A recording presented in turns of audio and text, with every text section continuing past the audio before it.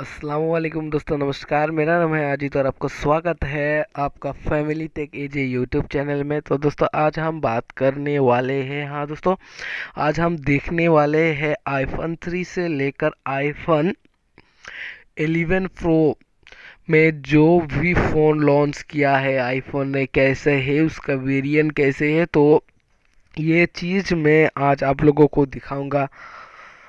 तो आज मैं फेस कैम नहीं कर रहा हूँ कि मेरे पास आज इतना टाइम नहीं है, तो मैं ऐसे ही वॉइस ओवर कर रहा हूँ। मैं घर पे बैठ के वॉइस ओवर कर रहा हूँ, मेरे पास इतना टाइम नहीं है आज कि मैं फेस कैम कर सकूँ। तो दोस्तों, चलिए शुरू करते हैं आज का वीडियो। अगर ये वीडियो आपको अच्छा लगे तो हमारे चैनल को सब्सक्राइब कीजिएगा और हमारे साथ बने रहिएगा, ताकि लेटेस्ट टेक न्यूज़ सबसे पहले आपको हम दे सके और आप हमारा वीडियो सबसे पहले देख सके। इसलिए सब्सक्राइब करने के बाद ऑल पे जो नोटिफिकेशन आइकॉन है उसमें क्लिक करके ऑल पे क्लिक कर देना है। तो चलिए दोस्तों, आज के लिए बस नकरी देरी ভিডিঅ'খন দিলো স্টার্ট করি।